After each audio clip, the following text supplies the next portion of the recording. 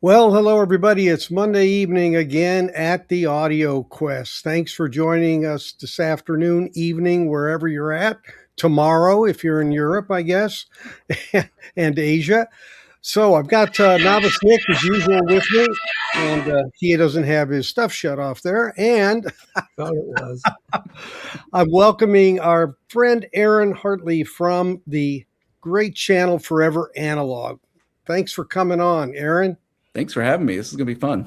Yeah, thanks. Well, I wore my Expona shirt, and Oh, because love it. Yeah, we met at Expona, we so I did. thought I would tie those together in 2025. And Aaron was there. You were selling records, weren't you? Yeah, we set up a little booth downstairs in the vendor area, and I brought like one, maybe two small tables of records, and I'm across from like Acoustic Sounds and MoFi with their Music massive, Direct. yeah, Music Direct with their massive. I mean, they have so many great records and everything. So I felt a little out of my league, but we had a good time and we met a lot of great people. And I don't think I'm going back this year, but it was fun. It was great meeting people like you, and I got to meet a lot of other YouTube channel nerds, and so we got to nerd out on that stuff. So it was fun. Yeah, it's a huge event. I mean, and just navigating the elevators was ridiculous. I became best friends with the stairs because that was really the only way to get around. And It really my was. strategic thing was to start at a top floor and work my way down the second day. Yeah. Once I figured things out. So, Yeah. It's so overwhelming. It's just like, I think by the time you're on down one floor, your ears are just tired from what you've already heard, so you're like, yeah, you got to okay, rest. You do need to rest for sure. But it was crazy because I remember like I would just like Steve Gutenberg walked up to my table and I was like, whoa. And I saw like Kevin from Upscale Audio and like Kevin from Skylabs Audio and Randy from Cheap Audio Man. Like it was just like I was like, oh, these are all my people. So it was really great. We had a great time being there. So Hey Aaron, I have a question for you. Yeah. I've never been to a show. What advice could you give me since I've never been?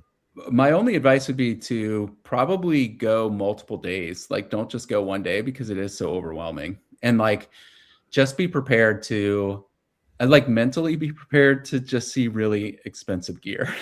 Yeah, well, you think you're ready for it, and then like I was in a room listening, and I was like, "Wow, this is great." And I looked at one of the monoblocks amps, and they were $34,000 each, and I was like, "Wow, that's expensive."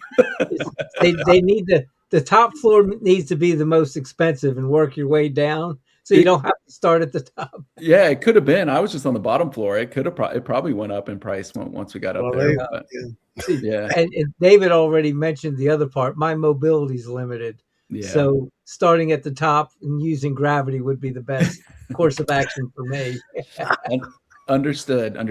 There's just so much great stuff. There's so many brands you've never heard of. I think what I enjoyed the most was finding the like real small businesses. We were next to a company called Fern and Roby, I believe, who makes speakers and some other things. They were set up next to us, and then they had a room. And so it's really great to meet people that are just kind of DIYing it and really trying to get in the space along with some of the bigger companies as well. So it was really cool. Sure.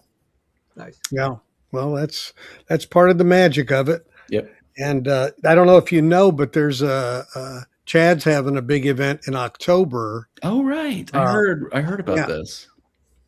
Yeah, I'll keep you on that. I guess that would be Kansas City, right? No, it's in Salina. It's at his place. Oh, Salina, right. I always say, no, that would be cool. That would be a lot of fun for sure. There'll be a lot of like-minded people there, and he wants, the YouTube community, vinyl people to come. So it'll be like going to like Audiophile Disneyland. Yeah. I'm sure. I watched a video. I think Kevin from Skylabs did like touring Chad's gear, and I was just like, it's like a museum. It was just immaculate, the stuff he's got. Like it is amazing. Yeah. Yeah. I when I was there, I didn't do that part, so I was really glad he did. He couldn't get me out of the vault, Yeah. They're locking you in. Yep. Fine with me. Just need a little oxygen. Yep. other than that. So give us a little history on your channel, and you've been around a while. Yeah. So I think I'm going into my 5th year on YouTube. I started it just randomly one December. Forever Analog in and of itself is sort of a self-sustaining business that has kind of multiple arms. So at its core, I've always been a buyer and reseller of media, whether it be CDs, vinyl, cassettes, whatever, and like vintage gear. And the last about 2 years ago, I got the opportunity to get a antique or a booth in an antique mall, and moved into that and kind of set the business up around that. And then I started selling at record shows, which is something I did kind of off and on before the pandemic, but I kind of got a little bit more serious about it once I got the booth going. And that's why I was at Expona. And then the channel really came about because of my vintage gear collecting. All my friends kept asking me the same questions, which I'm sure you guys get this a lot, is once somebody knows that you like turntables or vintage gear or whatever, they just ask you every single question, you know? And so I kept getting the same questions, like, you know, why does my turntable sound terrible? Like, how do I connect it to my receiver without a phono input? Like, and how do I change the belt? All these basic questions. And I was like, and I kept answering them. And long story short, I just decided to make short videos put them on YouTube so I could just send them the link, you know, like I think my second video ever is like how to easily change the belt on your turntable. And I just made that for myself to send it to people so they could figure it out. And then I think now it has like 80,000 views because I guess that many people needed to know, you know what I mean? So it started with the idea of just helping people there. And then, you know, I've been a lifelong audio junkie and music collector my entire life. So, you know, that side of it just kind of fell into it as well. And then my sons, I have twin sons, they were about to leave for college when I was starting the channel. And so I felt like I really kind of needed something to put my energy into. And so it's been a great way to kind of to take that as well. Also, having firsthand experience with a younger generation that I'm raising basically in audio, it's great to see it through their eyes. It kind of gives me a fresh perspective on what kind of videos to make and how to kind of, you know, reach out to some people that might just be getting started. Yeah. So for those of you, I'm sure, that have seen his channel, you know, one of the things that's interesting is he's called Forever Analog, and he does a lot of CD reviews. What's going on with that? It's true. Well, you know, my tagline is it's all analog once it hits your ears, right? Like, you know, you store it digitally on a CD, but you can't hear it until it's converted to analog. Same thing with streaming music, or really. So, you know, I kind of fell into it. Not jokingly, but I made a video when I first started. I was making a lot of videos about vinyl records and all that, but everybody was, do you know what I mean? And so I was just sort of, I was kind of making the same videos. And then I remember I was watching a video, and it was one of those things where everybody's talking about CDs. And I think somebody might have even been Randy from Cheap Audio Man, was like, just go to the thrift store and buy a CD player. Like, you know, they're so cheap, and, you know, you can give them for $10. And I was like, I thought it'd be cool to make a video saying, like, before you go to the thrift store to buy one, make sure you check this one thing on the back, which is basically to make sure you have a digital output so you can connect a DAC to it. And that video like blew up. I mean, I made it in like 10 minutes, just like, hey, look for this on the back, and it blew up. And then the next video, I was like, maybe you should just buy a DVD player or a Blu-ray player instead of a CD player. And that video got like 500,000 views. Like, and I'm not saying that to like brag. It just like took off, and I was like, what did I just do? Like, you never know. You caught the wind of the algorithm. I think so. And so I thought, you know, and then I just was like, okay, whatever, you know, and I went back to making a lot of the same videos I was doing. I kind of got in the rabbit hole of reviewing a lot of those, you know, Class D amplifiers that those companies like Fozzy Audio and IEMA and all of them start sending, that you just get these emails like, hey, we'll send you these amps. They're like $40 or $50 or $100, whatever. And I started reviewing those, and that just kind of got a little tiresome. And I look back, I started looking at my sales, both at shows and in my booth, and CDs were just sometimes outpacing vinyl. Like I was selling more CDs than vinyl. And so I just made a video like December of last year, like, I think CDs are coming back. And then that video blew up. And then everyone was like, well, it's because you can go buy them in a thrift store. And so I was like, okay. And I drove around and I can't find CDs in thrift stores anymore. And so I made that, and that video did well. And I was like, well, okay, maybe. And then everyone was like, vintage players sound better than modern ones. So I was like, well, I don't know, I'll make a video about that. And then that one did well. So it just seemed to be like, I think pre-pandemic and during the pandemic, there was a big audience for vinyl. And I think that audience is, it's outpriced itself to a younger generation. And that younger generation is really interested in CDs. And all they've grown up with is using a phone or Alexa or something along those lines. Sure. So to have somebody out there talking about sort of the CD community, I think is interesting to them. And then all the folks that just never gave up on CDs are just happy that somebody's talking about it. So, the YouTube game is an interesting one. You can bounce around a lot and hope for the best, or, just kind of keep talking about something and do it. But honestly, the other thing about CDs too is like, I thought, I just didn't like them. I was a vinyl guy, it's like, I grew up with CDs. I'm now all vinyl. And then I thought, am I really being fair to that format? Because I haven't really spent time and money investing in it. And so I kind of backed off the investment on the vinyl side, went back into CDs and really tried to get up with like you guys were talking about having Oppo players, DACs, things of that nature. Like, how can I invest in that side of my, stereo system and see if I can get it to where I like it as much as vinyl. So, no, I mean, there are CDs, especially in a certain time era where they went through the loudness wars. Yes. And you gotta, be careful of that. But a lot of them, especially earlier ones, were really, really good. Yep. So you've just got to seek them out, but it's a lot cheaper to buy them and compare them than it is vinyl. That's for sure. Yeah. And you think about it this way, I just made a video and I think I brought up this point, but when I go to a show where there's younger folks, I can have Alice in Chains, vinyl reissue of Dirt. It's $36. It costs me like $28 to buy it new and sell it to them for $36. Right. So everyone thinks that everybody's making a ton of money selling vinyl. Like, you don't make a lot of money when you sell brand new sealed product. Not new for sure. Not new. But I can get the CD for a much better price, and I can charge $12 for it. I can actually make just a tad bit more with that.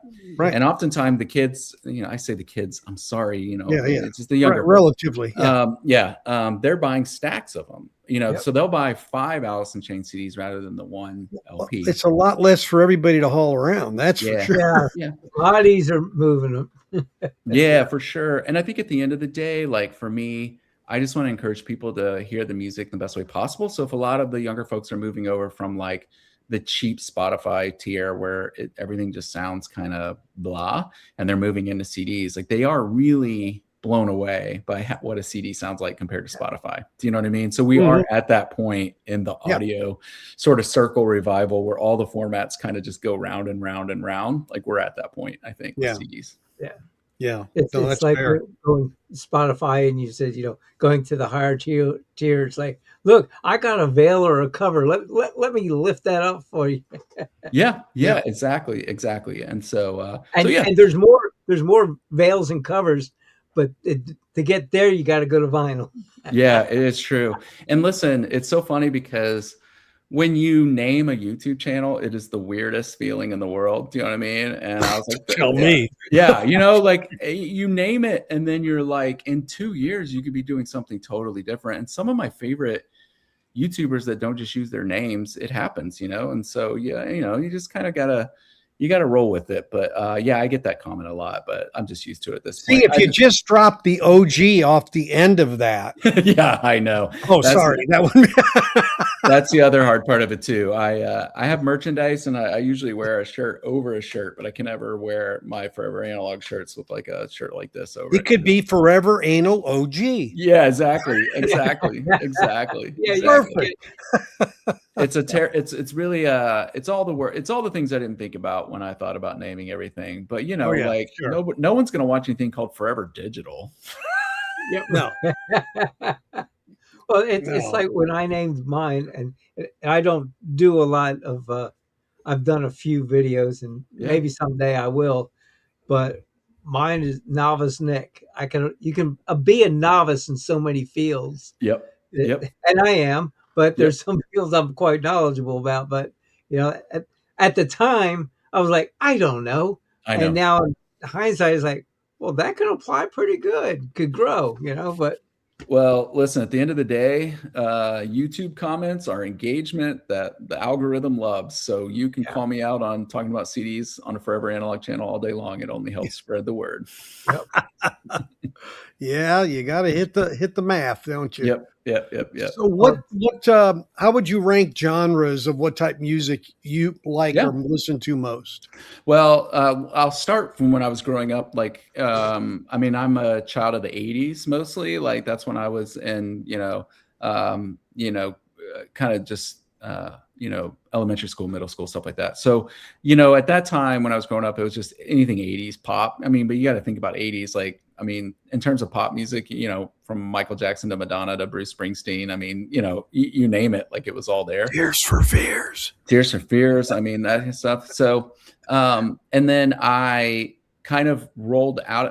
But then I grew up in Alabama, and so we didn't have really like, basically I got everything from MTV basically. So I kind of got turned into sort of the hair metal, what you kind of end up into, whether it's, Poison or Warrant or Guns N' Roses or Metallica, that sort of stuff.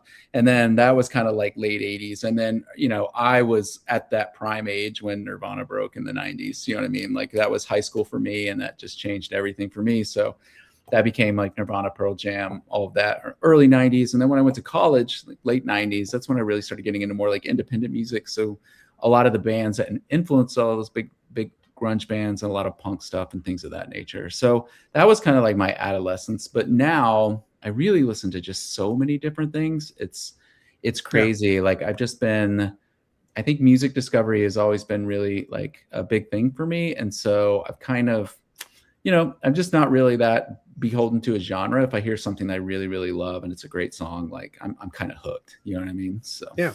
Sure. Good music is good music, right? It really is good music. And I had kind of turned my back on a lot of those bands. I think, it's like, I listen to jazz now, not grunge, but, I don't know. Or like a great example is Tears for Fears is a great example, where it's just like, there's only so many times you want to hear, some of those early hits. And then after a while, I've been listening to the Hurting album like nonstop lately. Do you know what I mean? And it hits you different at a different age. You know what I mean? Right. So that's what's great about, having the access to so much of this stuff. So, yeah. Nick? Yeah, no, it's just. I thought you had something you were going to say. Yeah, we're talking about, how you're getting into different genres, and, the old stick I've been using with you is David doesn't like a couple different genres, and I'm beating him in the head with them. I'll call him up and say, listen to this, and go, that's really good. I was like, oh yeah, you wouldn't like him though. That's funny. Jazz. Well, I'll give a cheap, shameless plug, and that is next week, Michael Fremer is going to be on. And he executive produced a jazz album, several of them. He sent me one, and I'm really engaged by it. Amazingly. Yep. So, this old dog might be able to learn a few new tricks. And ironically, I met Michael at Expona. So, isn't that great? He was there giving a talk with Don from RTI, who I went and saw a few months ago. There's the record. Oh, yeah, that's cool. I think that big. That's cool. Yeah. I need to check that out. Record.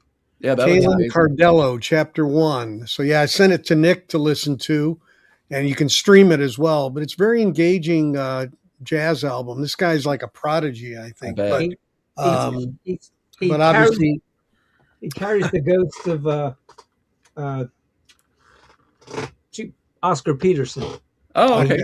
Yeah, he's got fingers like him. Some of the songs instantly took me to Oscar, and that's high praise. That's very high praise. And also, if Fremer's involved, like it's going to sound good. It was probably recorded the way it should be. Like there's probably going to be little nuggets in there to help you kind of test out your sound system. That's the key thing too. So I've played it on a couple different systems now, and Yeah. Another thing that's interesting about me is with my sons being in their 20s, they're all like a lot of that generation is into like Deftones and Nirvana and all these bands. And so I've had a fun time going to concerts with them and taking them to the bands that, that I grew up with, and just sort of having that bonding moment. So that's kind of gotten me reinvigorated with some of those. Yeah. So, yeah, I love it. Well, so, the kids. but then at the same time, like, man, YouTube is a dangerous thing because I'll just stumble on like a channel like David's or like 10-minute jazz review. I don't know if you've ever watched that, or Mazzy, or just somebody, and then they go on some they ain't talking about some genre that I'm not familiar with, and I just learn about it, and then next thing I know, I got to go out and look for it. This has happened to me recently with like classical records. Can't even understand it, like explain what's kind of happening, but you learn that there's these great records out there that may only cost $2 or $3 because nobody cares about them, and they're recorded in the same era that maybe some of your vintage gear is. And I'm like, oh, I'm hooked. I got to go find it. You know what I mean? Give it a listen. So yeah. And one of our participants gave us a little comment. He still had 80s and 90s CDs in a box stored away. Pulled them out last year. Glad I never got rid of them. Yeah, that's a great thing. Yeah, if you don't get rid of your stuff, that's smart. Yeah. Yeah, I did it with my vinyl, but I have CDs and records from the 70s and 80s by genre. Yeah, I'm so glad I didn't get rid of them. Matter of fact, I do have some 8 tracks that have somehow made it to this point. Yeah. And looks like Concert Buddy figured you out, Nick. Look, he says you're actually dressed up. What the heck? He's all dressed up and got nowhere to go. I got nowhere to go, so you might as well get dressed up. Yeah, that's all right. Yeah. Love it. Yeah, well, yeah, he accidentally didn't talk about Concert Buddy. Okay. Yeah, sorry. Surface Noise, our Thursday night show. We'll mention that's Thursday night show. Yeah, that's fair. No, we, when it comes, but a really long-winded answer to your question about genre, though, is just that there's just so much great music out there that it's fun to just kind of check new things out. And I got to go to Jazz Fest this year in New Orleans, actually. Nice. And, at nighttime, the programming are kind of headlining acts, but then during the day, it's just all these like cultural local acts playing all this great different styles of music. And I had a blast. I was like, I've never seen so much like unique stuff. Yeah. I was just taking photos of all the little signs of the artists. Just raw talent, gospel. Yeah. There was like gospel. There was obviously like these brass bands going nuts. There was a guy that was like an Ethiopian guitar player that just jammed for a while. Like it was just so much interesting stuff. And so the older I get, like musicianship and talent and all that just really plays a lot of part into what I like as well. So. Yeah. Oh, that's great. Yeah. So what's your take on digital versus analog? What say Aaron? Can't help it always bring up that controversy. Listen, I love this question. All right. So I've already stated that, it's all analog once it hits your ears, right? So we got that one out of the way. I really feel like at this point that it's really personal preference. And I think it's what you've spent the majority of your time and effort investing in, because at the end of the day, there's really no way to ever do an apples to apples comparison between even the three of us. Like David's room's different than my room, different than Nick's room. None of us have the exact same gear, the exact same setup. I spent several years, I think I already mentioned this, spending a lot of time on my turntable setup, which David, you've seen that nice turntable that I bought last year. Audio-Technica, yes. Yeah. And for years, everything's kind of been an upgrade on the vinyl side, nothing with CDs. And I thought CDs sounded terrible. And then I wanted to take a second look at that and started investing in the CD side of gear. And it's really kind of up now to where I don't have a huge preference. So I think it really comes down to just whatever the personal preference is. My only sort of beef is anyone that makes a very hard line and says one is definitely better than the other. And the other thing, too, that I don't think a lot of people acknowledge is that when you're coming out of a studio, you're mastering the album in 3 different ways. You're going to master it for streaming, you're going to master it for CD, Yep. and you're going to master it for vinyl. So at the end of the day, are we talking about the format we prefer or the mastering we prefer? Is there a fourth one that I missed? In many cases nowadays, Atmos. Oh, that's true too. That's a great I've point, been you know? digging on the Atmos they've been providing lately, and That's it's awesome. Yeah. It- So see, that's a whole other sort of like rabbit hole that you could get into on that point of it. So But yeah, but even in the same format, like vinyl, when they reissued Buckingham Nicks, Yeah. Kevin Gray did the one, Chris Bellman did the street one, and Kevin did the hi-fi one. oh, no So kidding. mastering is that last touch. I think Yeah. it is. I know. Yeah. It's like, so I think it's interesting. I didn't know that 2 people did the Buckingham Nicks. Yeah, Chris Seven. Bellman did the non-rhino, did the ones that just they're rhino, but they were the $29 ones. Oh, okay. And then Yeah. Kevin Gray Amazon did the one. rhino hi-fi one. Oh, Yeah. Oh, So okay. Cool. but they didn't know they were competing against each other until Wow. Kevin was told to send the tape to Chris, and he's Oh, thinking, wow. why? That's weird. David, did you do a shootout between those 2? Oh, Yes, I did. Oh, I need Yeah. to look at that. Yes, I did. I need to watch it. I got to watch that. Yeah, yes, I did. But the other thing too is, okay, I mentioned this in a video recently about digital versus analog, is like, at the end of the day, all of us that love the format that we're in, whether it be vinyl or CD, we can't agree which of those releases is the best anyway, and they keep pushing out new versions. No. So how will we ever know? Do you know what I mean? Like, to your point there, when CDs first came out, a lot of them sounded terrible because they were using the vinyl master. You know what I mean? And then they figured out how to master properly for CD, and then everyone loved that. But then in the 90s, they brick walled them. You know what I mean? And then nobody liked it with the way it sounded now. And now I think that's coming back. But y'all remember this? I have a copy of a Neil Young record that literally you can wave in the wind like this. It's like Dynaflex. It's so cheap. 120 gram. Yeah. Yeah, it's so that. flimsy. They were trying to do whatever they could to, get it out as cheap as possible, make as much money as possible. That's the way the music industry works. You know what I mean? Yeah. But now that the people have really invested in the formats, they're going back and really spending more time on that. Yeah. And so I think that's going to apply to CDs as much as possible. But that's my answer about digital versus analog. I think it's great. I love whichever one you love. Just the comments where people tell me the one is the only way to go, I think is a little short-sighted, to be honest. I got a thought on people, what you're stating there, they like this versus that. If people with vinyl, and they state that's the best there is and what they like, if they would invest the same number of dollars on their digital side as they did on their vinyl side, then make you think a lot harder about saying which one sounds better, because a lot of times they say, I don't like digital. They're not giving it a fair chance. Yeah, I agree. They're listening to a $30 DAC, versus, the turntable was $5,000 and the cartridge, that was another $2,000. And, it's like, wait, apples and oranges, really?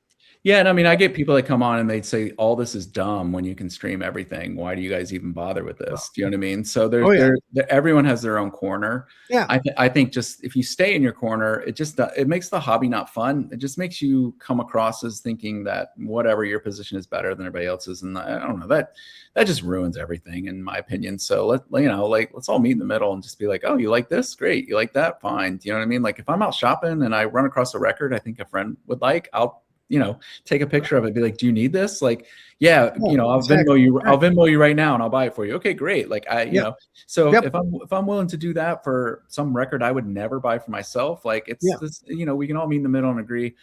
The other thing too is music first, format second, in my opinion. Like, let's talk about the music more than what the format is, Yeah. So quick specs right on. Listen to them all depending on what I'm doing, where I'm at. That's good. Well, and what I mentioned earlier too is when I was growing up, I was really into, like when I was in high school and college, I was really into like punk rock. Guess what sounds terrible all the time? Punk rock. It doesn't matter if you put it on vinyl or CD, like they all recorded it on a 4-track recorder in a basement. Do you know what I mean? So I don't have to go out and spend $500 on the first press of that unless I just really, really, really want the historical copy of it. You know what I mean? So, but if I find if it's a $60, first or second press, and there's a $8 CD version of it, I might just pick up the $8 CD version because it's going to sound as rough as the other version does, so. Yeah, we had a nice comment here earlier. I don't know if you saw it, Aaron. Wanted to say he's really enjoying your CD player reviews, DAC reviews, streamer WIM reviews. Made an old dog can cut through it all. So now he says his wife has a whole home audio. So thank you. That's very nice. I've had a lot of people. I don't know why. I just try my best to explain it in the way that I would understand it. And honestly, so a lot of times when I'm trying to approach these things, I'm actually learning as I go along. Do you know what I mean? Sure. So I'm just trying to explain to people like what my experience is and that their experience might differ. And I think that's a great way to answer your digital versus analog. It's that's a good discussion. Yep. So recently I saw you had a video and it interested me a lot because it got into some discussions, and we're going to talk about vintage equipment here a bit. Yeah. One of the areas where you said, incrementally spending on something to get to that nirvana thing you want, versus just waiting and just going ahead and taking the plunge, kind of a thing. So let's talk about that, because you had an interesting perspective on that, I think. Yeah, and I hopefully I'll repeat what that perspective is. So if I get a little off topic, let me know. But I think what I was hinting at is, and again, correct me if I'm wrong, but just generally speaking, like for me, like sort of building out your hi-fi system is kind of like a journey. And so you just have to kind of start somewhere and just start buying the pieces. And so many people get stressed out that they're going to buy the wrong thing, or it's not going to work and all this stuff. And I get emails every day from people that just can't make a decision on something. And it's like, guess what? Every decision is going to be wrong because there's always going to be something new and cool that comes out. Do you know what I mean? So as soon as you get happy, chances are a new product is going to come out and you're going to be like, I wonder how that would sound, and it reignites everything along that line. So for me, like you can save up as much money as you want and just buy like one big system, or like, I mean, even nowadays you could just buy an all-in-one Eversolo or a Weem or something along those lines. And those are great. Like they check a lot of boxes at that price range. I'm kind of a fan of separates. So I'm constantly moving things in and out. Like I changed from a tube amp to a Marantz today to test out some other gear. I like switching DACs and phono preamps and all that stuff. That's just how I am. You know what I mean? So I think for me, it's fun to just think about buying as you go, and adding to it. And then if it doesn't quite fit within your system, then you use that to either evaluate your system. Do you like the way your system sounds, or do you want to match it more with that? You know what I mean? And then it's just that constant moving in and out that it can drive you nuts, but it can also be a lot of fun. Yeah. Yeah. And, some people are like set it and forget it. In other words, get one thing. It could be a space issue. Yeah. It could be, I just want everything to be as integrated as possible because I don't want wires. I don't want, whatever it is. So a lifestyle issue. Yeah. There's something in there for everybody, but separates gives you definitely more variability and more potential change and impact you can have. And that's the one thing about when you talk about digital versus analog, the one thing in my mind, at least, is you can get a lot more tonality changes out of cartridge changes than you can in any DAC A versus DAC B. Sure. Yeah. That's why I like that ability to have that variance in what you play. My perfect system is one where I have 20 different cartridges I can choose from and just throw on a head shell. And, I love that. Well, that's kind of like saying once you get familiar with them, it's what flavor do I want today? Yeah. And eventually your favorite records, you'll say, well, this is the one that goes with that, and this goes with that. It's kind of like cooking, which I do a lot of, is what seasonings go well with each other and which ones combat against each other. Yeah. Right. And that's some of the joy of different cartridges. The insanity is realigning them and setting them up and blah, blah, blah. Yeah. That's the heartache. First, and I do know about variety. I like different variety. I have switches for such things as Oh yeah, well. yeah, Oh yeah, yeah. yeah, yeah, yeah. I mean, I think that was kind of the point I was driving home, because I think so many people just kind of want to just buy one thing and be done with it, and I'm okay with that, you know. Yeah. But Sure. for many years, I am a big vintage audio guy, and I would sell my friends a vintage receiver, and then they would say like, "How do I hook my TV up to this?" I'd be like, "What? Like you never." There's a box for that now. There is, you know, Yes. and it's fine, but like, you know, that wasn't the intent, you know. Right. Right. It's you know, it's a Well, it's a yeah. two Yeah. channel system for you, you know what I mean? Well, And but now they can say, I get this all the time. It's like, hey, I really want something where I can power my speakers, I can connect my turntable, I can connect my TV, and I can stream to it. And I'm like, great, Weimer, Ever Solo, you know what I mean? Like, you know, go for it. And they've come along that far. These people, you know, a lot of these friends aren't like insane audiophiles, so as long as it doesn't sound bad, it sounds good to them. So so Sure. I'm happy that option is there. But if you really want to Right. go down the rabbit hole, you just have to be prepared to be constantly buying and selling and testing and trying to make a decision. It's I just have part of it. a question for you. One I'll join with you in a second, though. You have your system right now, and your room. Do you have treatments in your room? I don't, because I think I was explaining to you guys earlier about this Yeah. home project that we've had to work on. And so I'd like to investigate that more. Yeah, I misspoke. Do you have plans on Yeah. investing in treatments? Yeah. And everyone should, because that's the one component most people never think about, and Yep. it's the biggest thing in your system. Yep. Totally agree. Is what the space sounds like. You can take a system, put it in any of our three rooms, and it'll sound completely different, Yep. like they were aliens, Yep. because the room size, diameters, and treatments. Yep. Yeah, for sure. Yep. So we have a question up there. Do you guys want to each take a swing at it, and then I'll join in? Nick, you go first. Can you see? It's Speakers. You And the guys speakers are you running? Oh, and you want me to go first? Okay. Yeah, sure. Now, the other question I was going to ask you, Aaron, and you, David, was how many years has it taken you to get to this point in your system since your journey began? And with that, I will answer the question. My two channel speakers are Paradigm Studio 100s version 5, done in, it's a weird name. I never can remember the name of it. yeah. It's all wood. Yep. I love them. I've had them for, matter of fact, the version 5 was the last they made them.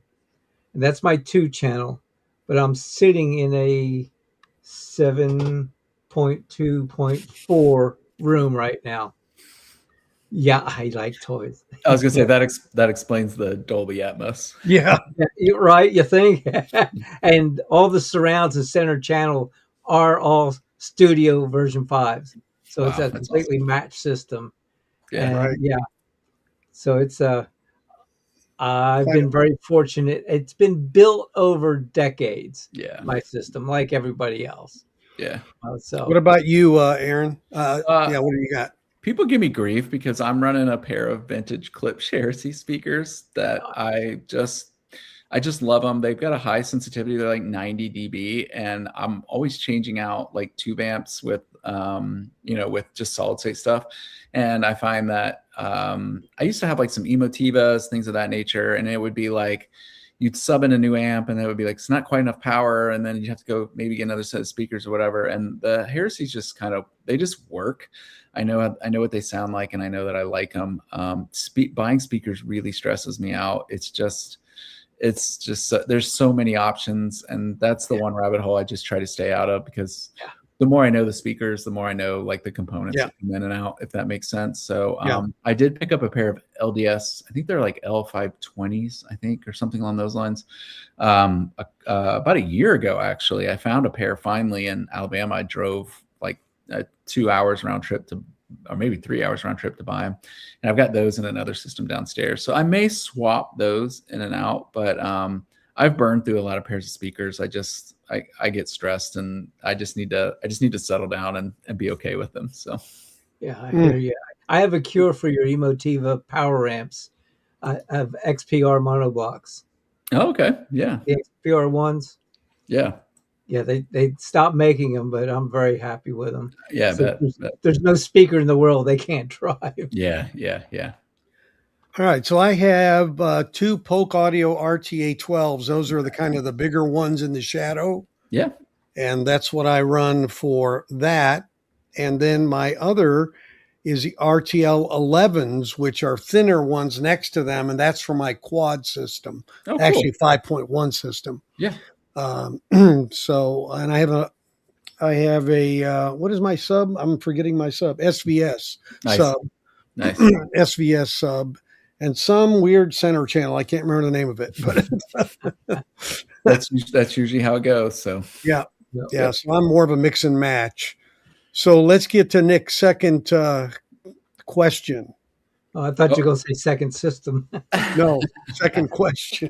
About how long we've been building out our systems. Yeah. Gosh, I mean, we moved into this house about 10 years ago, and so that was really when my kids were at an age where they wouldn't break everything. So that's when I really kind of started to pick things up and start building out systems. And so I think at one time I had 3 or 4 in the house, and I've consolidated that down. Well, they took one of them to college, so that was the benefit of them. They're hauling off a vintage Pioneer SX 780 to college for all their friends are like, what is this? So I would say probably the last 10 years is when I've really kind of gotten like serious on it and investing in it. But I've had systems my whole life growing up. It's just, when you're a kid working a hourly job, you only get what you get, So. Well, yeah. You were speaking about a turntable you purchased. What did you? I didn't catch what you got. Yeah. So I just bought that new Audio Technica ATLP2A, I think is what it is, and it's the acrylic one, Nick, that I showed you. Gotcha. Yeah, it's like all clear. It's got an outboard motor control system. It's all nothing's on there. It's a belt drive. It's got a moving coil cartridge on there. It's like the OEXN9N or something along those lines. It's about a $400 cartridge. Audio Technica was very gracious and sent it to me to review. I never imagined that they would do that. And I set it up. I reviewed it, and I was like, I can never go back to listening to my records again, with my other setup, And so Audio Technica was kind enough to let me buy one from them. Although I was telling David I had to ship the one that you set up and reset up. Yeah. And you know what? This is the first turntable I've had that is like really like uber sensitive, and I'm sure you guys know this, but I mean, it's like if a fly lands on it, it's no longer level, and I'm constantly kind of making sure it's just right, and making sure that the cartridge is dead on. They make it really easy to set up, to be honest with you, but I absolutely love it. Like once I heard that moving coil cartridge, I was just kind of in. And then I just got one of these Sutherland KC Vibe phono preamps. I'm not sure if you're familiar with Sutherland. It's a US company. Sutherland, good product. Yeah. I just stumbled on one on eBay that was like a good price, probably an audiophile just ditching stuff. And so which model? It's the KC Vibe. Oh, okay, nice. So it's not like their flagship, I guess. It's kind of maybe right in the middle, but it's you can set it up. It's got the like dip switches inside, so you can set up moving coil or moving magnet. So I've got that set up because that cartridge is really low output, and it was not behaving well with a lot of my vintage gear until I was kind of able to put something in between it like that. So nice. I'm familiar. And not with the fly bother, and I'm actually very fortunate. But so David, you're running a pair of turntables? Fluence RT81 turntables. Yeah, those are great. That's for his side-by-side comparison. Yeah, but I'm looking at moving to side-by-side Vintage Techniques SLD3 D2s, actually. Moving on up. Yeah, those are great tables. Those are great tables. I think I told you this on the phone, but I managed to track down some techniques like the the 1200s, the vintage 1200s like Yes. DJ decks. So I actually have a whole other system downstairs where I can sort of DJ side by side. Yeah, I used those when I DJ'd. Yeah, I had those back in the day. Spin records and 45s, and that's kind of where it's like my because I buy and sell records. I do a lot of play testing, to make sure everything sounds right, especially for vinyl. And so a lot of needle drops with those. I can kind of move through things really quick with it. But that's my my fun system down there. So. Nice. So let's talk vintage versus new. Yeah. Let's go there. All right. So buying vintage gear, I would only highly suggest it if you don't mind things breaking, if you know or are friends with a good tech, and 3, don't mind spending potentially more money to put into it than you bought it for. Yeah. If none of those things bother you, then you will have a blast. But once you get down the rabbit hole, it can be a scary place when it comes to vintage stuff. I've got things that work. I've got things that don't work. It's just it gets backlogged. But once people know you're into it, they just call you. Do you know what I mean? Like I got this Marantz like 2330B, which is like some insane. It's like 130 watts per channel. They hardly made any of them. A friend of mine found it in a thrift store, and he just called me and he was like, "Hey, you want to buy this?" And he like cut me a really great deal on it. And I was like, "Sure." Like, I don't need it, you know what I mean? But like now I have it, Yeah. And so, I think if you've got the patience, and especially if you know a tech, I just made good friends with a tech last year, and I've been sending him a ton of work. And once you find somebody that's really good at it, and I love having old gear restored and working again. I just generally think that about a lot of things, and so it's kind of fun for me. But I don't think one is necessarily better than the other. I think new gear with a warranty is comforting for a lot of people as well. Yeah. I mean, it's a vintage. Get ready to maybe have some inconsistencies. Let's put it that way. But that Sherwood you got, it was a really nice receiver. You did really well on that one. Well, and again, that was a friend calling me. He was, so I live outside of Nashville, so I've got a lot of friends that, they've been here for a while. Their parents have been here, and I think it was his dad's receiver, and he was looking to sell it so he could build out a studio. You know what I mean? And so I got that for a great price. I had to put some money into it to get it up and running. And but yeah, it was a Sherwood S9100, I think, and it had like 100 watts per channel and power or something, I think, similar to that.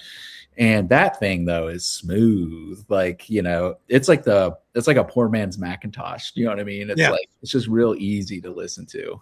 So. I've got some vintage Macintosh gear that, I've had, and, some of those things. I think at some point they just kind of become like little collector's items, and they're fun to have. But I've slowed down. I'll tell you this. I'm not a vintage beast guy. I'm not the guy that needs to have the Pioneer SX 1980. That's, 3,000 pounds and $8,000. Like, I don't need that in my life. I guess if one fell into my lap for a great price, I would consider it. But for the most part, I like having them, and I listen to them a lot. And like old tube amps, I've got an H.H. Scott tube amp. It's like a 299. I think it was from like 1958, I think. Mm-hmm. And, I found it in Cincinnati on a trip, and, it's like $400. I bought it. My friend rebuilt it for like $500. But now I've got in Nashville, it would cost you $1,500 to buy it, without having it repaired. So I like to buy those kind of things and move things around. So, yeah, I have a Sherwood tube amp, a 3300. No kidding. Jealous? Let me know if you want to sell it. Just kidding. Okay. Probably do, actually. Maybe will. So yeah. Okay, we're talking tubes. I have a pair of monoblock Bob Lantito. Awesome. And a Macintosh C220 preamp. Nice. And that's tube as well. So Yeah, we can add some flavor to some music. Well, sometimes it was what you were talking about earlier with cartridges, you know what I mean? Like sometimes it's fun just to set up Tube rolling. entirely different system. I'll give you a heads up on one of my goofy videos that I'm working on right now, but I just bought a Luxman tube CD player from the 80s. I don't know Really? I don't know if you guys remember these or not, but I thought it'd be fun to make a video about a tube CD player and just, like what is it really like? And but I was running that HH tube amp, so I'm like, well, I can't pair a tube CD player with a tube amp and then talk about the way it sounds because there's obviously already tubes. So tube on tube. Tube on tube. So too much tubes. So I had to pull out the HH Scott, and then I tossed in. I have a Marantz 2270. I tossed that in there and started listening to it with that. So it's nice. Also, too, with the YouTube channel, it's nice to have things to be able to move around. You know what I mean? And test things with different gear too. Yeah, the Luxman ad said the best of both worlds on that when they made it. It's going to be interesting. I'm looking forward to it. I think most people are just going to want to know if it sounds better than a modern CD player without tubes. But I'm sure everyone can probably guess where it's going. But it's fun to look at some of the technology of that time compared to how they make things now, and just kind of compare build quality and things of that nature. So it's going to be a fun video, but yeah, to your point, it's fun just to move things around and see how things sound. Yep. Yeah. By the way, this is the turntable that you got. Yeah. The Audio Technica. Look at that. So you see the power supply, the power source for the motor is separate, and it's controlled there. Now, the one thing that's interesting is it has no variable pitch control. It doesn't. Which Techniques usually has, of course, but it's not direct drive here. Yep. But so just as an FYI, but that's a beautiful looking table. Yeah, it was. Yeah, because I thought I was using a vintage Pioneer like PL 560 turntable for years, and I had a Audio Technica Shibata stylus on it that was like $200, and I thought I was always nervous about moving up to moving coil, and I thought maybe I would just get a moving coil cartridge for the turntable I have and send this back. But I just loved using this turntable, and it looks great. It's built well. It's got this the counterweight is a or the tracking force is not. That's the picture I'm showing right now. Yeah, so it's like a dangling fish weight. Yeah, it's a fish weight. It's exactly what it is. I had never encountered that before. The Rigas have them. A lot of them have those. Yeah, so it was fun. It was fun to set that up and learn. Again, it's a lot of this stuff I'm just learning about, and I had a really great time. I love it. It's much more accurate because the dial ones are based on a spring, and spring tension changes. That makes sense. Yeah, that makes total sense. Yeah, so it's much more accurate. Yeah, and the instructions on that turntable, by the way, are like dead on. I mean, it was not complicated at all to set it up. The hardest part is just leveling, and what I realize is, just how uneven your floor can be, and and two, my turntable, and something I'd like to figure out later on down the road. We were kind of talking about room treatments and stuff, but my turntable sits on the same shelf as my receiver or whatever I'm using does, and so what I noticed is if I pull a lightweight unit off and then put a heavier unit on there, I almost have to go completely rebalance the level everything, And so it's all these fun things you got to think about, So I'd like to get that turntable off of there at one point and just have its own dedicated space. But yes, baby steps. Yeah. So, oh man, I'd be so scared that thing would fall. God. Me too. Jeez. Well, they say that takes. You have tremors in Nashville, don't you? Yeah, we have tornadoes. That's a problem. I know that. Well, you can forget everything at that point. Saving everything then. Yeah. That's true. That actually might be the only thing that stays during a tornado. It's like the house goes and the wall-mounted turntable still there. Yeah. So, I had two questions on equipment I want to ask you. One. What is equipment that most impressed you regardless of cost? Okay. And then which one has impressed you most as best bang for your buck? So I recently reviewed a $3,600 DAC from Gustard, and I was surprised they even sent it to me. Most of the DACs that I was reviewing were like $200 or less, maybe $300 or less, very much entry level. And there is always a heated argument in the DAC world about if they really actually change sound. I'm sure there's some of this on the analog side too, with cartridges, and that they don't, and all this stuff, and everything sounds the same. So so the DAC crowd is very passionate about this stance, and I thought, oh my God, I got to go review this. That's the R30. The R30, yeah, and it's R2R design, which I really love. I love R2R design DACs. That they're just Hi, Nick.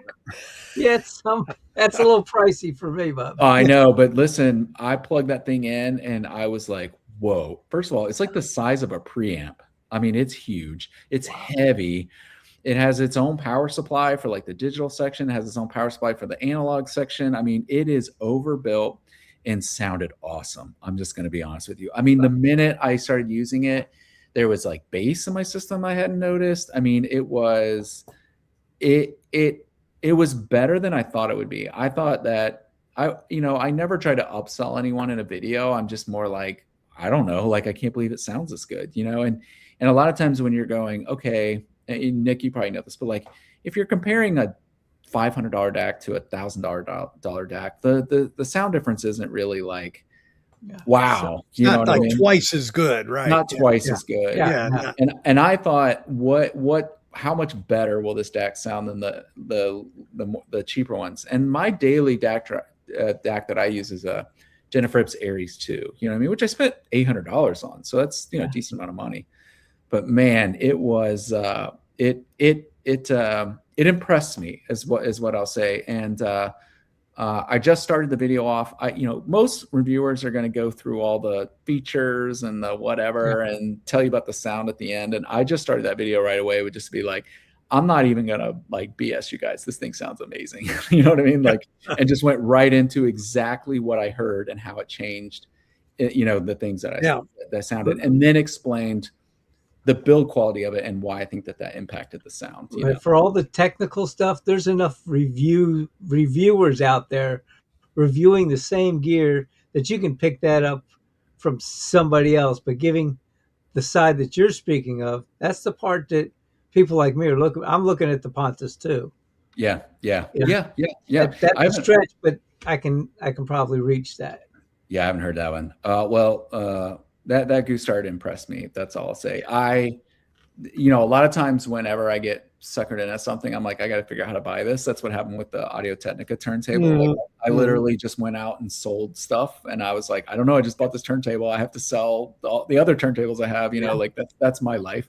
It's like one big circle of like in and out, and selling and buying. And selling. I did that once, and my wife goes, "Where are my clothes?" I love that. What happened to the Honda? Where's the dog? Just sell the Honda to buy that. She would be totally fine with that one, Nick. That's that's true too. But yeah, this was that one. I wanted. I mean, I would love to have that in my system as a daily thing. But it's out of my price range. So that's what I've heard about it, and I was just like, la la la la la la la. Yeah. So what about bang for buck?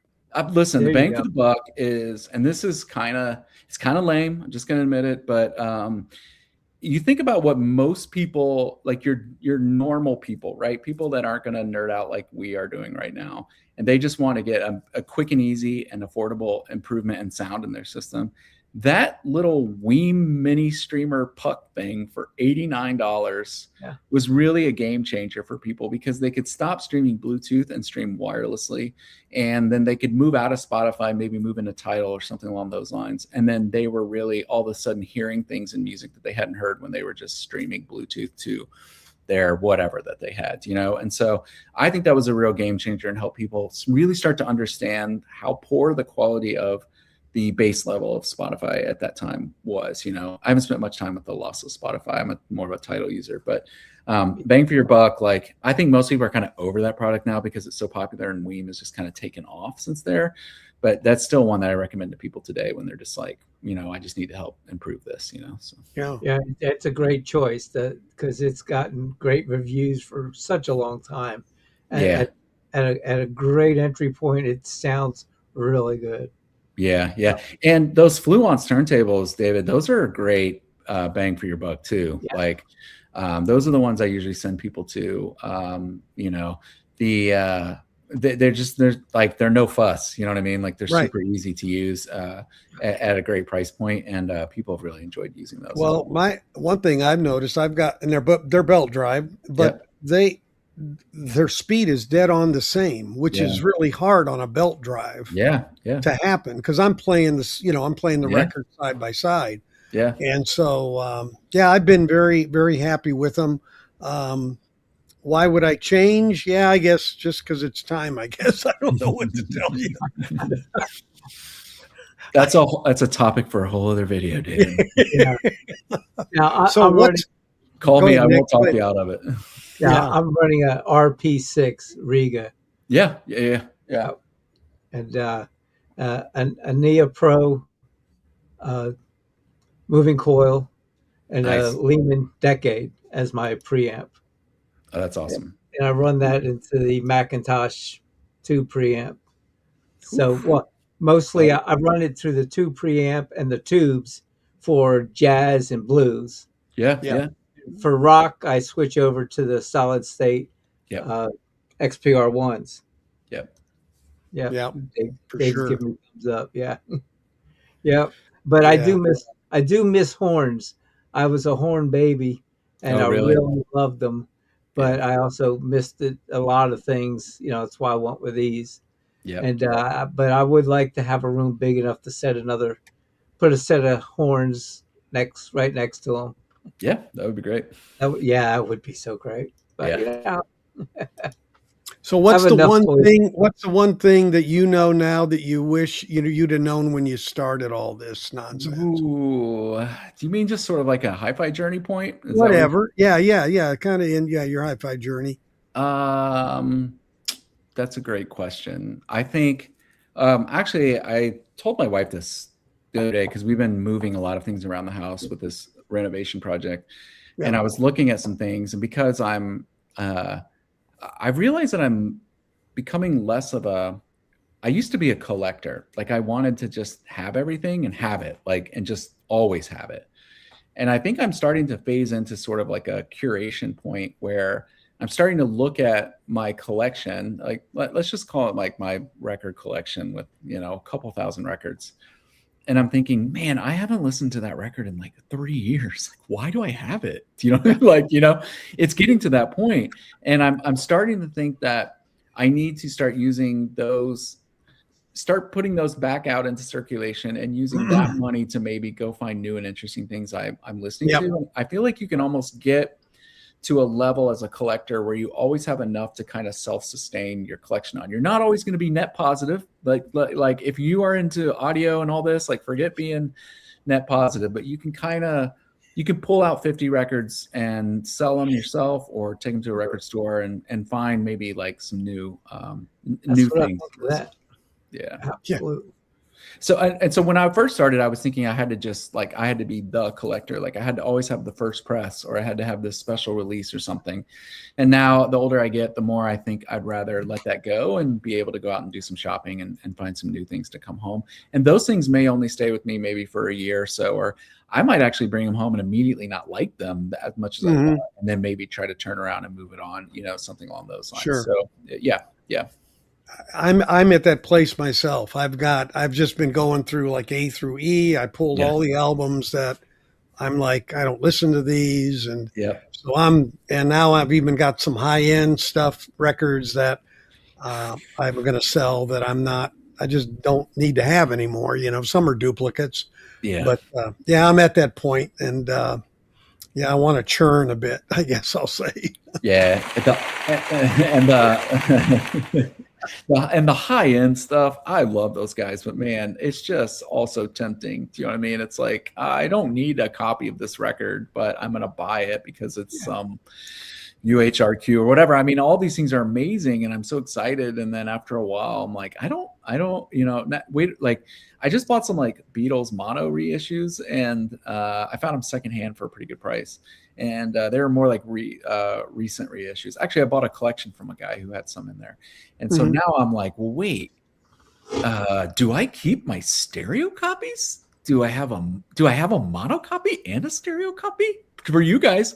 I'm sure the answer is yes. And then you have multiple versions of the monos and multiple versions of the stereos. Well, then, yeah, that's the thing. Multiples is where you really, And so now I'm like, wait, that doesn't, I don't know. I mean, the B shelf is already so full, Where's my mono cartridge? Yeah, there's that part of it too, and it's like, wait, do I have a vintage piece? Where's your mono ear? Yeah. Exactly. And so I have to really, I love this stuff so much. I have to temper myself not to go too far into it. But I think that's what I would kind of, that's what I've been learning lately, more of this stuff. I had a friend ask me one time, he's like, I don't understand how you can like sell your records. You know what I mean? And I'm like, and I was like, look, honestly, like if it's meant to be, like it'll come back and I'll find another copy and buy it and have it again. Like, you got to figure out where you have emotional connections and where you don't, Yep, I agree. And 95% of it's probably stuff. It's stuff. Well, do you guys go to record shows much? Like, oh yeah.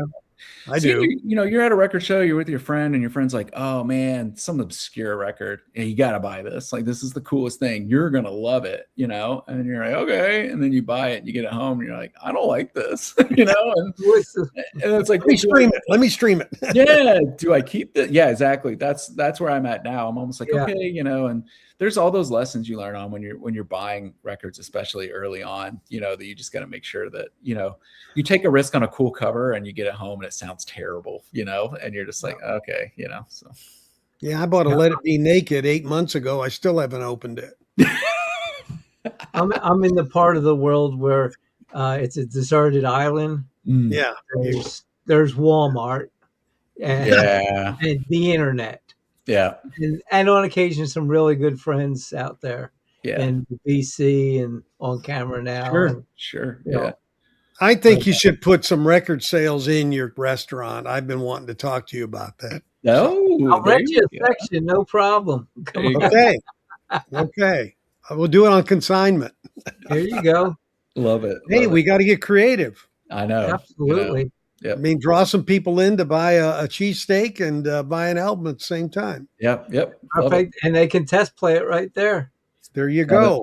We got to talk. I have a dual 1219 with a Fozzy V3 mono amps. Oh yeah, I've got those. And a pair of Kef LS50s. Yeah, great. Yeah, perfect. Yeah. With a sub behind it. So yeah, good to go. Perfect.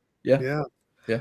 So what's your next upgrade? I mean, something you really want to do for your own system, not a review. Just Yeah. Well, I think we were talking about it a little bit earlier. I do think I'd like to look into like some room treatment options. I don't know if it's just something simple, like a bass trap or maybe something on the wall or something. That stuff doesn't come naturally to me. I'm not the measurement guy. I'm not walking around with my microphone and phone. Investigate it, please. So there's a couple of sites they'll give you rundowns of what it's like and this and that for free.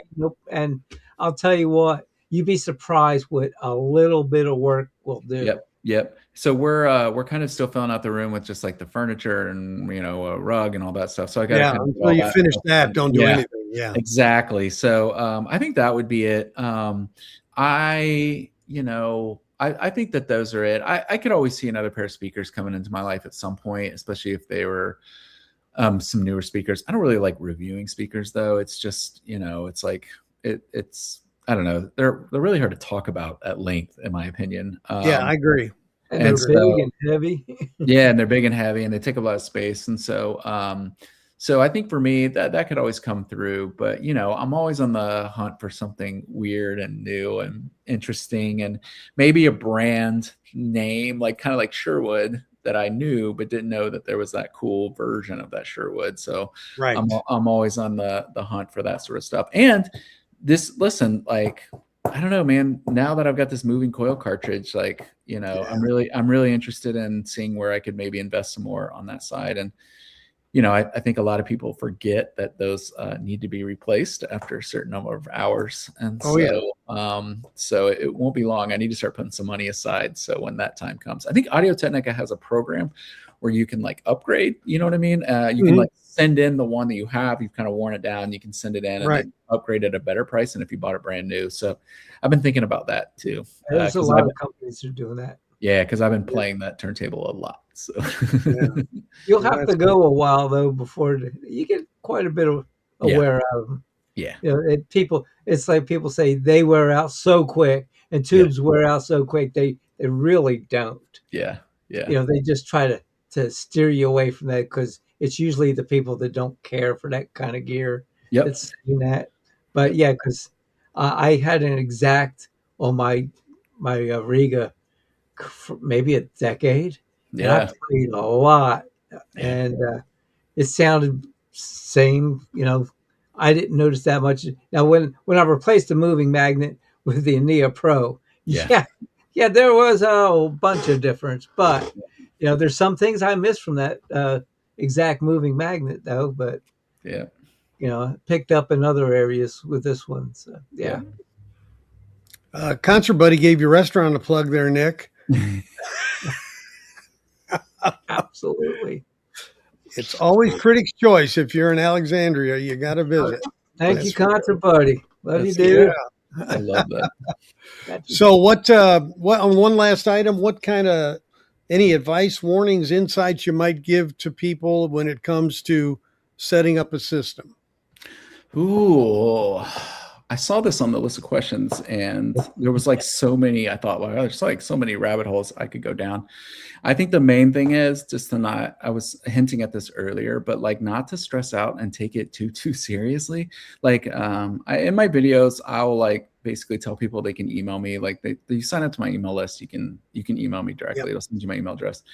And the amount of questions I get, and it's these really long emails trying to decide between two products, you know, and I feel bad for the person. It's almost like they've just gotten to where it's an what's the paralysis analysis or You're Paralysis looking for a analysis. scapegoat if they don't Yeah. like. Yeah, or they've just researched it so much they just need somebody to help them make that decision. And Yeah. I think that really my best piece of advice is sometimes you just got to invest the money and try it out, because no matter what David says or I say or Nick says, like it's not necessarily going to resonate the same way with you until you actually hear it. So Sure.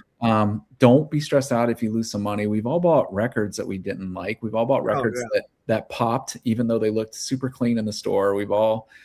I bought that Buckingham Nicks reissue and it was warped. The vinyl was warped. Yeah. Do you know what I mean? So like, you know, you're always going to have a slight letdown in this hobby, but you just got to kind of keep pushing forward and figure it out. It really is a journey.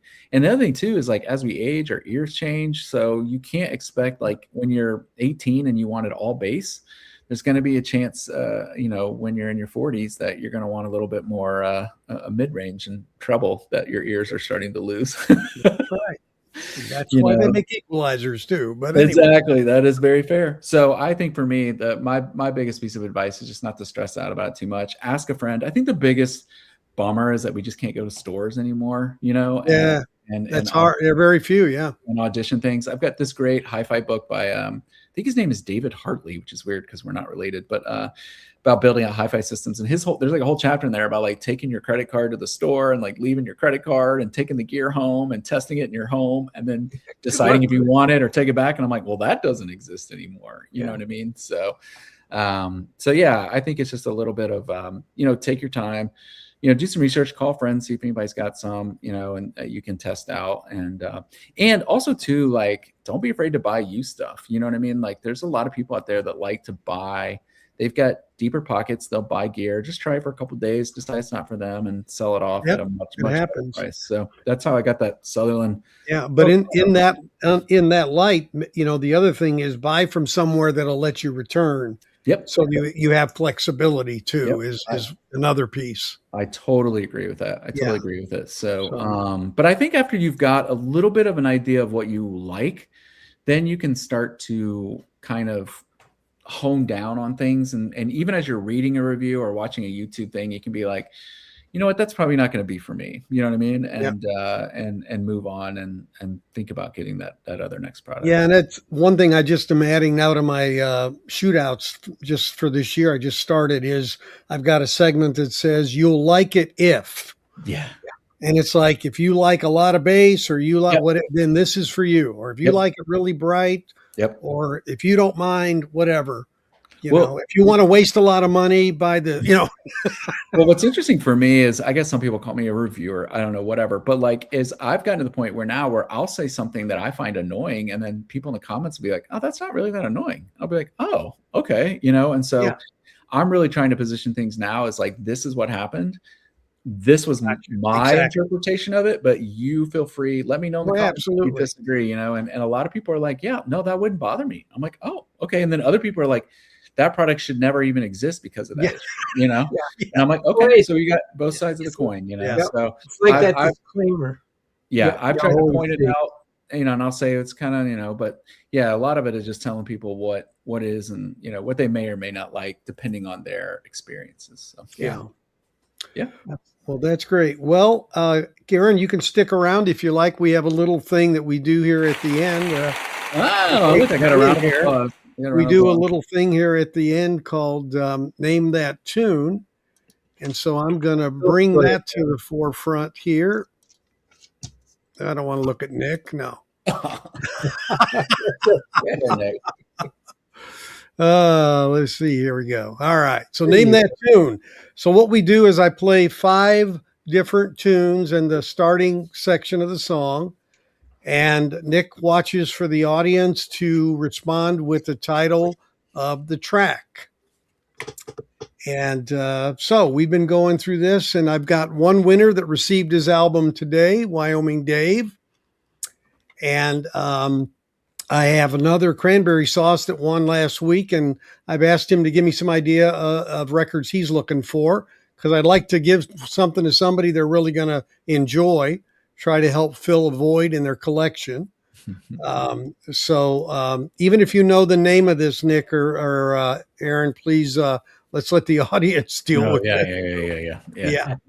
So I've had one that I've been playing for several weeks that no one has gotten. So I'm going to start with that one again and see if anybody has followed my advice to watch my videos about this. And I interviewed somebody and this was talked about. So let's see if you get it. A little bit of studio work there.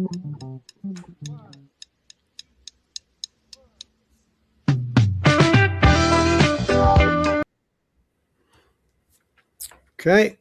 That's your first 3 seconds.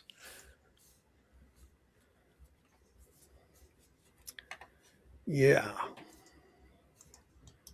I got a feeling I'm going to be stuck with this one for a while. Oh, there's our friend Paul Brock P-Dub said his review on new CD players is great. Yes, it is. Oh, thank you. That's great. Yesterday. I've seen some people in the comments saying nice things. I'm not in there to type, but I appreciate everyone's kind words. And so Kieran Kelly thinks this is called No Idea. No, that's not correct. No. Oh. All right, let me play a little more.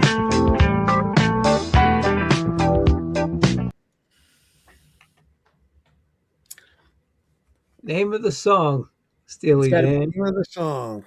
Stump that crowd. Yeah. Steely Dan is it's not called Steely Dan. No, but it has that kind of sound, doesn't it? Yep. That's a good clue. I'll give you that. Yeah, getting close. David wants to know if he can play again. Pardon? David wants to know if he can play Name That Tune again. Since he's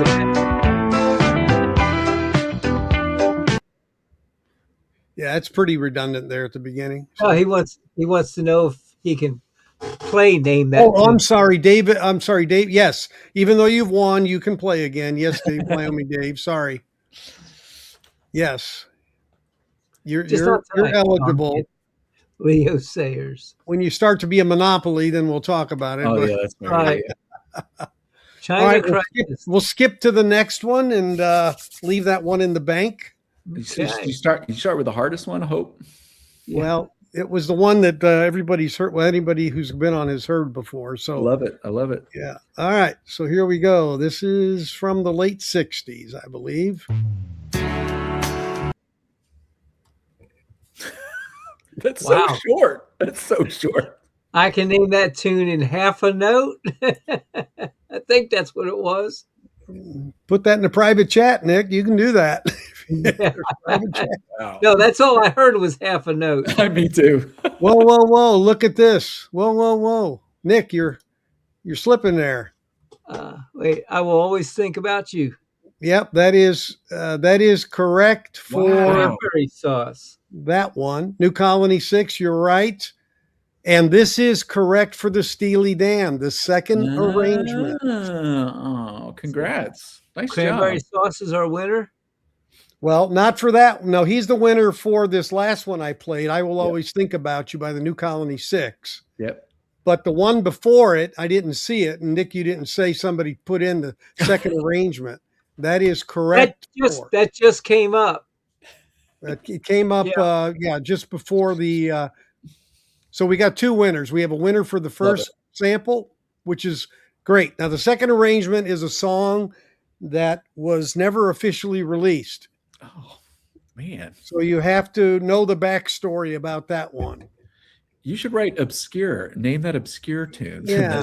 Well, I gave him some hints in the previous week. So fair. Dallas was a Steely. Yeah, Dallas was the first Steely Dan song. Second arrangement was done around the Gaucho. When Gaucho was done, That's and right. it wasn't. It was missing. Let's put it that way. And so I had Roger Nichols' daughter Simsy on my channel. Oh, wow, that's cool. When that tape, she found that tape with her sister. Wow. That's So awesome. Roger Nichols is the engineer, and that's how that came out. So excellent job there. I'm going to give him 2 points for that one. Nice. To who? So you got to get 5 to get a record. So he gets 2 for that, and Cranberry Sauce gets 1. He's restarting as well. Okay. So I got 2 winners so far today in terms of getting points. True, So yeah. Cranberry Sauce is at 1, and the other gent is at 2 for that hard one. All right. All right. Correct. This one will be easy. Most people here will get this one. Okay.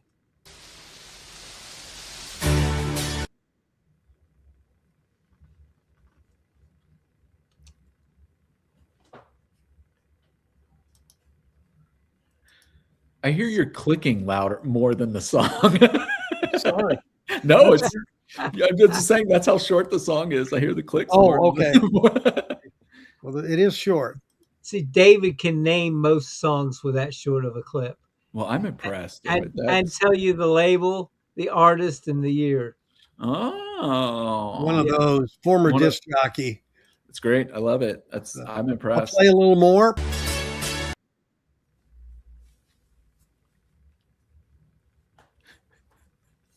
I'm so glad I'm not competing. Right? Yeah, that makes 2 of us. Okay. No comments, huh? No comments at all. Oh, yeah, they should have that now. Come on, folks. Survey says dead silence. Okay, I'll give you the last piece I'm going to give you here.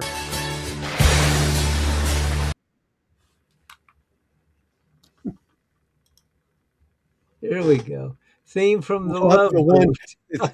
It's Love theme the from the Love Boat. No, Johnny L. How you doing, buddy? No, it's Love not the one Johnny. It's you're not that. And it's not Love the One You're With. It's Nope. This is fun. okay. We'll Yeah. bring that one back next week. How's that? Okay. That's number 3. All right, here comes number 4. This is also from the 70s.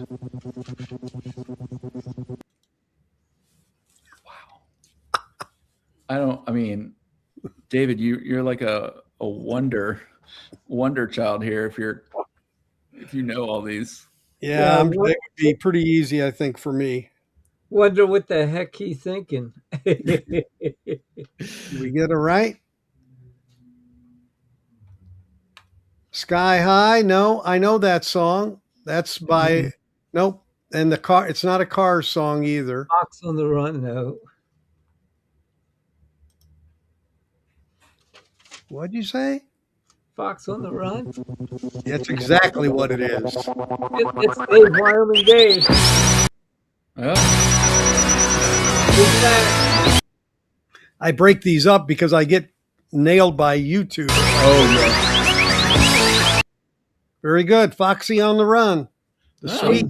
Good job, Dave. Wyoming Dave. Excellent, Dave. He's back in the running. He's back. All right. So this is the fifth one. I'm going to do a tough one. Ooh.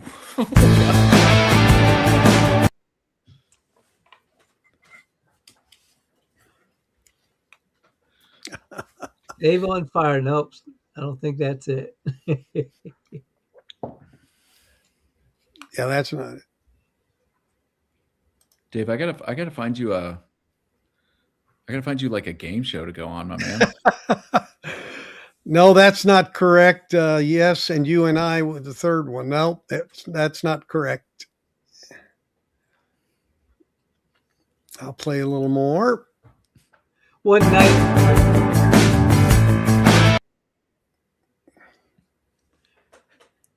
Aaron, one night we played this game for about 40 minutes on the phone. I was giving him short clips of music, Yeah.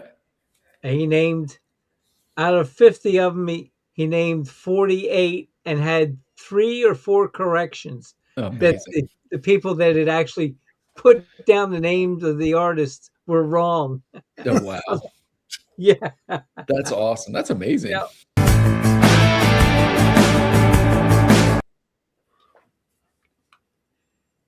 Well, Okay. No takers on that one, huh? Nope. Okay, we'll bring that one back. We'll bring that one. That one is not as obscure. So that definitely that's why the second arrangement got 2 points, because that really is a much more rare one. Yeah. So you have to be paying attention. last one is an ELO song. Well, that's very possible. So you start, do your research. What's the first and last letter? Don't think What's the so, first Johnny. and I'll last get letter? you know, buddy. I think it's F and U. No, I'm kidding. That's Johnny. That's our buddy. I'm just kidding. No, They're all our buddies. yeah, they are. So great. Well, we're almost at the witching hour, Aaron. Yeah. It was really good to have you. I had so much fun. Me too. I did as well. I wish you much success in your channel. You're doing great. One thing I want to do this year is do more equipment than I have. I've already got a set of speakers, ironically, that I'm going to review. Awesome. That's great. That's great. Yeah. After I was like, I don't like to review speakers, but now it's okay. You should review those speakers, David. That'll be great. Well, they are really interesting because they're self-powered speakers. Oh yeah, I know. That's like a whole different thing. It's a whole different thing. That's another great avenue, though. Everything's gotten so good these days that there's really no right or wrong way to do it. Honestly, Yeah, you know what I mean? You can take one of those CD players you recommended and just plug directly into the thing. And I just made a video showing how to do that, because I figured if you're in college and you got a small apartment, that would be a perfect setup. You know what I mean? Yeah, perfect. All right, everybody. Thanks for joining tonight. As always, we'll be here next Monday. Michael Fremer, 6:30 p.m. Central, here on the Audio Quest. Awesome. Thanks, Nick. Thanks, Aaron. Thank you, See you guys. Have a great week, everybody. Take care. Take care.